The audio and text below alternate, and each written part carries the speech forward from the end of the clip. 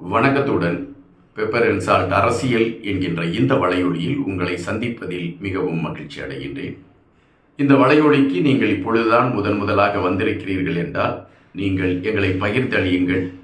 அந்த ஒலிப்பான் என்கின்ற அந்த அடையாளத்தை நீங்கள் ஒரு முறை உங்களுடைய அந்த அன்பின் அடையாளமாக நீங்கள் ஒரு முறை அதை அழித்து விட்டாலே நாங்கள் வெளியிடக்கூடிய காணொளிகள் உங்களை வந்து அடைவதற்கான ஒரு களத்தை எட்டும்.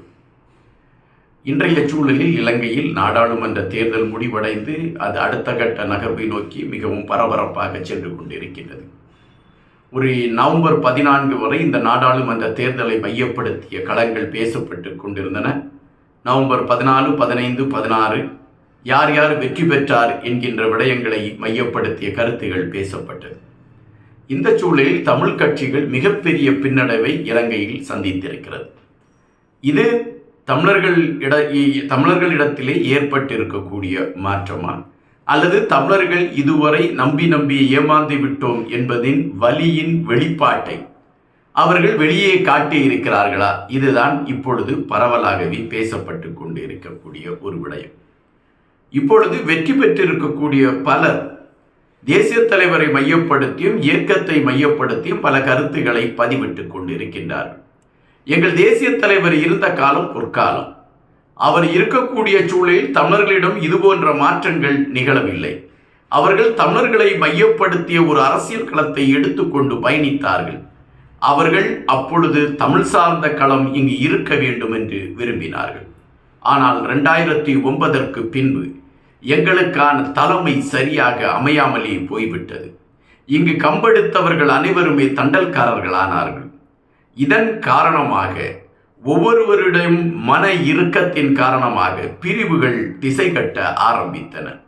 ஒவ்வொரு கட்சியிலும் பல பிரிவுகள் ஒவ்வொரு தலைவரையும் மையப்படுத்தி நகர்ந்து கொண்டிருந்த பயணங்கள் என்று ஒரு வித்தியாச கோணத்தை நோக்கி தமிழ் கட்சிகளுடைய செயல்பாடுகள் அமைந்திருந்தன.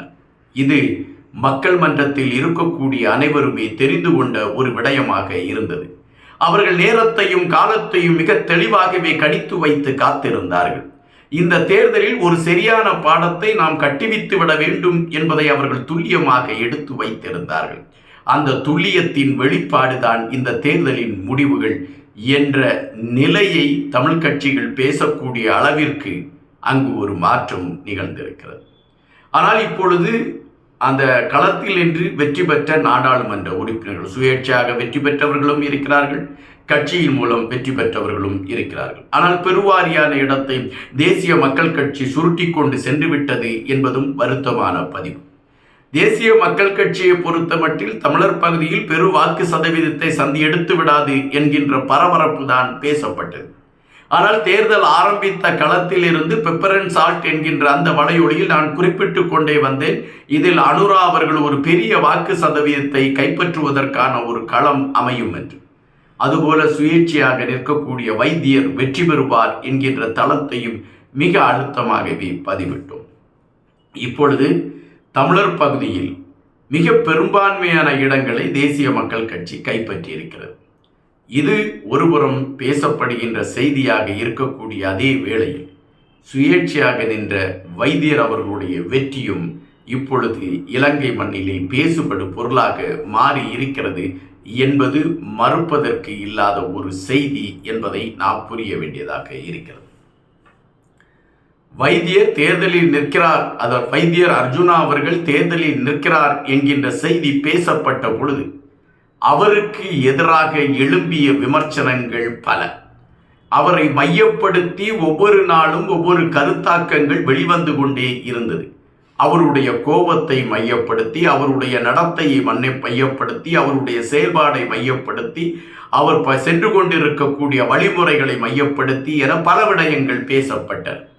ஆனால் நான் திருத்தமாகவே குறிப்பிட்டுக் கொண்டிருந்தேன், வைத்தியர் கண்டிப்பாக நாடாளுமன்றத்திற்கு செல்வார் என்று. அதுபோல இப்பொழுது வைத்தியர் நாடாளுமன்றத்திற்கு சென்றிருக்கின்றார். வைத்தியர் முதலாக நாடாளுமன்றத்திற்கு சென்றுவிட்டு வெளியே வந்தவுடன் அவர் குறிப்பிட்டது தேசிய தலைவரை மையப்படுத்திய செய்தியும் இயக்கத்தை மையப்படுத்திய செய்தியும் எம் மக்கள் பட்ட வேதனைகளை நான் மனதிற்குள் வைத்திருக்கிறேன் என்கின்ற அடிப்படையான தத்துவார்ந்த கருத்துக்களையும் அவர் பதிவிட்டார். அப்படி என்றால் வைத்தியர் அவர்களுடைய செயல்பாடு, வைத்தியர் அவர்கள் எடுத்து வைக்கக்கூடிய அந்த களங்கள் தேசிய தலைவருடைய மனதில் ஓடோடிக்கொண்டிருந்த எண்ணங்களாக அமைந்திருக்கிறதா என்கின்ற கேள்விகள் எழும்பிக் கொண்டுதான் இருக்கின்றன. தற்பொழுது உள்ள சூழலில் நவம்பர் 27 நோக்கி அனைவருடைய விழிகளும் பயணித்துக் கொண்டிருக்கின்றன.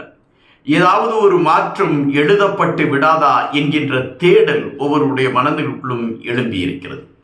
பல செய்திகள் பல இடங்களில் இருந்து பலருடைய ஊடகங்கள் வாயிலாக நம்மால் அறிய முடிகிறது.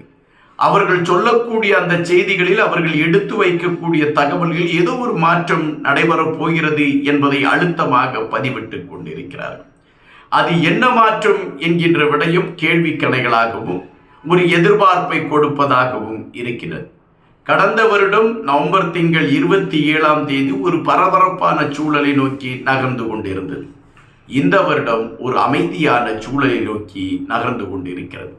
இந்த அமைதிக்கு பின்தான் ஒரு புயல் எழும்பும் என்று குறிப்பிடுவார்கள். ஒரு அமைதிக்கு பின்தான் ஒரு சுனாமி எழும்பும் என்று குறிப்பிடுகின்றார்கள். ஒருவேளை தற்பொழுது நிலவிக் கொண்டிருக்கக்கூடிய அமைதி ஒரு சுனாமியை எழுப்பக்கூடிய களத்தை கொண்டு வந்து நிறுத்துவதற்கான ஒரு சூழலை கையில் எடுக்குமா என்கின்ற கேள்விகள் எழும்பிவிட்டன.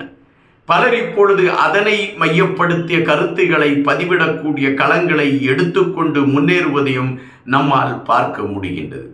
இந்த சூழலில் தற்பொழுது அந்த நவம்பர் 27 மையப்படுத்தி ஒரு அரசியல் களம் எழுதப்படுவதற்கான வாய்ப்புகள் இருக்கிறது என்று பலரும் நம்பிக்கொண்டு காத்து கொண்டு இருக்கிறார்கள். அது தமிழ் மக்கள் மத்தியிலே ஒரு பெரிய மாற்றத்தை கொண்டு வந்து விடுமா, அல்லது தமிழ் மக்கள் அந்த மாற்றத்தை ஏற்றுக்கொள்வதற்கு தயாராக இருக்கிறார்களா என்கின்ற விடயங்கள் ஒருபுறம் கேள்வியாகத்தான் இருந்து கொண்டு இருக்கின்றன. ஆனால் மறுபுறம் அதனை மையப்படுத்திய செய்திகள் வலுவடையக்கூடிய களங்களை எடுத்துக்கொண்டு முன்னே செல்லக்கூடிய ஒரு சூழலை நம்மால் பார்க்க முடிகின்றது, அல்லது நாம் அதை குறித்து புரிந்து கொள்ள முடிகின்றது.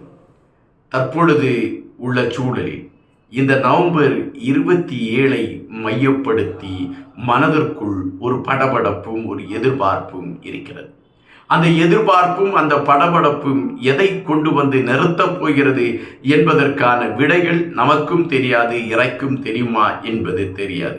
ஆனால் ஏதோ ஒரு மாற்றம் தமிழர்கள் சார்ந்து எழும்புவதற்கான ஒரு களம் இருக்கிறது என்பது மட்டும் பரவலாகவே மனதிற்குள் சொல்லிக்கொண்டே இருக்கிறது.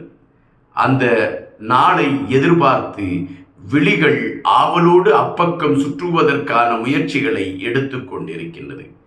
காலம் எதை எழுதி வைத்திருக்கிறது, என்ன அதிசயம் நடைபெற இருக்கிறது போன்ற விடயங்களை நாம் காத்திருந்துதான் பார்க்க வேண்டியதாக இருக்கிறது. நன்றியுடன் இன்பா.